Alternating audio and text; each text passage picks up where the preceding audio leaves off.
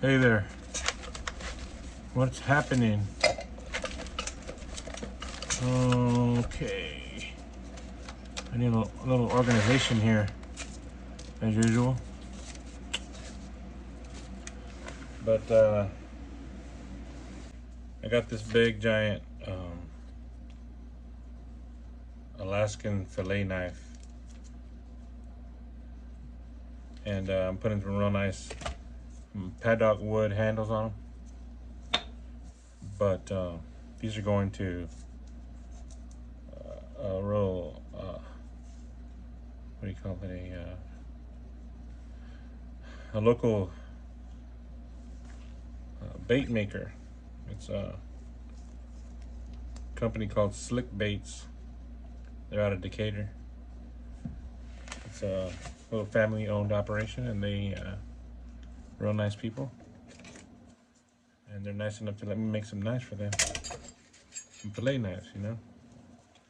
They have auctions every week, twice a week. You should check them out. It's Slick Baits. Slick, S-L-I-K, baits.com. They do their auctions on Facebook. Buy some baits. Why not? It's fishing time, you know. Springtime is fishing time. So, I also want to say that this is the first time I'm ever using DevCon epoxy. It's a two-part epoxy and probably works the same as the BSI. I've been using BSI epoxy, and usually I buy a 30-minute epoxy, but all they had at the Home Depot was 5-minute epoxy, so you gotta kind of haul ass and be careful at the same time. So you gotta have everything ready. So I got my, let me point this down here. I got my blade. I sanded it down to get some tooth on it. Cleaned it with some alcohol, get the grease off. Same thing with the, same deal with the handles here, paddock handles, or paddock, or whatever they call it, paddock or paddock. And same thing. I kind of hit it with a razor and sanded it, make it rough. You don't want to have a smooth side in your glue, otherwise it won't stick to it the right way. So I think I got everything. I also need some clamps. I want to make sure they're open so I can just clamp them down. Nothing's worse than having to do this and having to do this while your freaking glue is drying up, especially if it's 5-minute epoxy, because you only have 5 minutes, and really it starts to set pretty quick. Not just in 5 minutes, it starts to set earlier than that. I don't know if you all ever used it before. It's pretty quick. And if you're not ready, it's over. Your glue's set, and then you gotta tear it apart and sand it down again, start all over. Kind of sucks. So this should be okay, I think. Probably not. That's not gonna be white enough. See, I would have been scrambling. Hold on a second. I got a couple more Husky. What is this? Like a 3-inch, 2-inch clamps.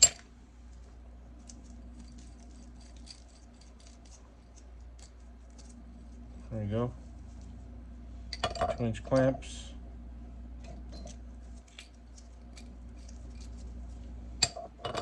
That's ready. I got my side A and B. Boom. Pins all cut up. I tried them out already. They fit. Make sure you do a dry fit before you do this. They went well. Let's see if it goes good. So this is a hardener, and this is the resin. Let's do this. And make sure that your make sure that your little chingaderas right here are open. Y'all know what a chingadera is? Look it up. little deal right here. You gotta pop the. All right, let's go. Timer is on now. And these little cups, we use them for samples. You know, you all know I have a pick. My wife and I, or my family, or really my son, also helps a lot. But he found another job temporarily, or well, not temporarily. He's full time at Frito-Lay. But he knows we're gonna make it to the big time with the pickles. So hopefully we do. Y'all need to buy pickles at MrWally's.com, by the way. So anyway, we use these little cups for samples at shows, festival fairs, but they're great for mixing glue. So yeah, we make all kinds of pickles. We got dill, spicy dills, bread and butter, spicy bread and butter. We make dilly beans, green beans, pickled onions, pickled garlic, pickled cauliflower. You should check it out on MrWally's.com. Kind of doing a plug here. I mean, it's our own company. We're located in Kennedale, which is just south of Arlington right here in the DFW.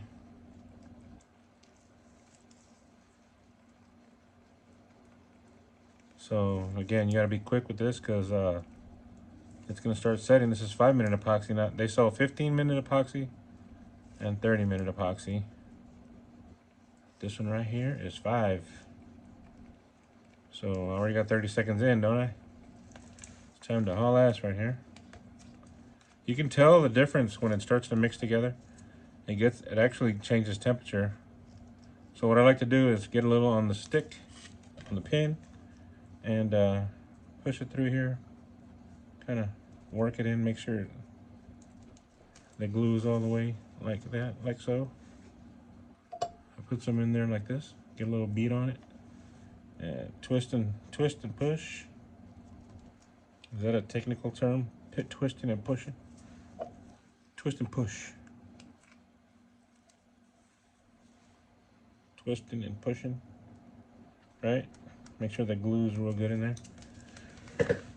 And this glue, guys, when it hardens up, your stuff ain't going nowhere because it's a. Well, 5-minute epoxy actually has a lesser. What do you call it? Strength, PSI. Pounds per square inch. 1,500. I mean, you're gonna need a lot of strength to take off. To be able to split this thing at 1,500 pounds per square inch. I mean, it's impossible. The wood's gonna break before anything comes off of it. So you get into these 30-minute epoxies, they have a 2,000 PSIs or more. So just depends on what you want to do. Depends on what you're doing. This is a knife. I mean, what are you doing with a knife? Hopefully you're not prying things open. It's a sin. It's a knife maker's sin. Prying things open with your knife. Isn't it? So I put some on the wood handle. Then this is going here, so I'll kick it right here on this side. Again, remember I gave this some tooth. I sanded it with some 60 grit paper. I mean, you can use 100 or whatever, but I had some 60. Made it real nice and rough. Do like that, and then I'm gonna push it on here. We gotta work quick. And remember, dry fit it first.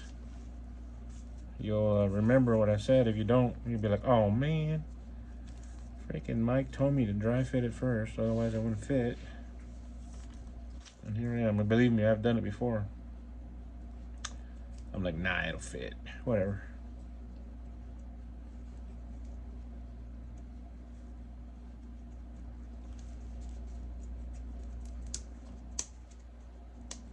There you go. And this, by the way, popsicle sticks, craft sticks. I got these at a garage sale one time for like 50 cents. It was a bunch of them. But you know, they're not expensive at your local craft store. Yeah, this epoxy gets hot. It actually, I wish I could stick a temperature probe in there. It's probably 150, 200 degrees. See how it's starting to set a little bit already? Because it is 5-minute epoxy. See the texture is different? So I got a haul ass here. Let's go. Put it on there. Come on, man, get on there.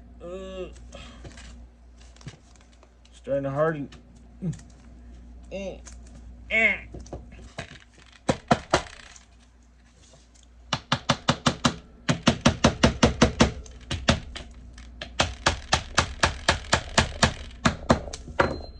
them good in there even. And I like to, oh man. Put this in the middle first. Right. Tighten that one down pretty good. And then go to the front. Front side, because it's closer to the blade. You don't want that side splitting open. Oh, come on. Like that. And then go to the back side.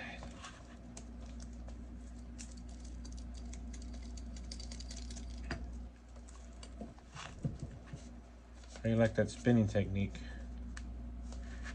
That's a spinning technique, y'all.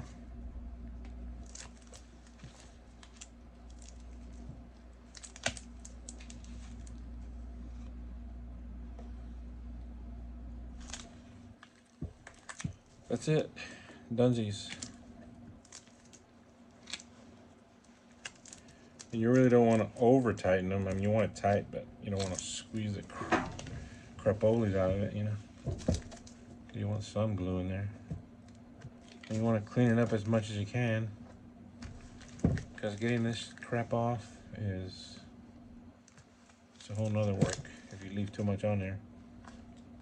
It's hard. It becomes a rock, basically. If you scrape it off a little bit, you can kind of get it off with a blade. You know, if you're careful. This part here, I mean, you can try to get it off, but you can sand that down once it gets hard. See how quickly that's set? I don't know if you can see that, but man, that is not moving anymore like it was. It gets hot and it's over.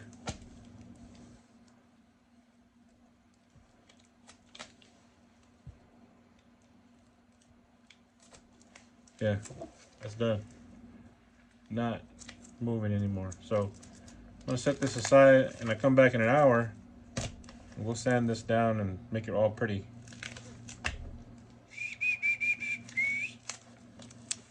I'm not gonna touch my screen because it will never come off. And also wear gloves, because dang, believe me, I'm speaking from experience too.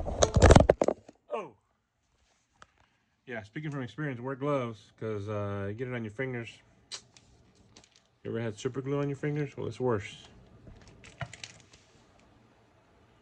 Your hands turn black, and it's on you for a little bit. Alrighty, be back in a minute. It'll be like nothing for you, but I'll be back in an hour or so. You wanna go have some dinner, and that's it. Hey, I'm back. Earlier in the video, I said I was using a Paduke, but after I sanded it a little bit, it's not Paduke, it's tigerwood. Check it out. Tigerwood is really beautiful, isn't it?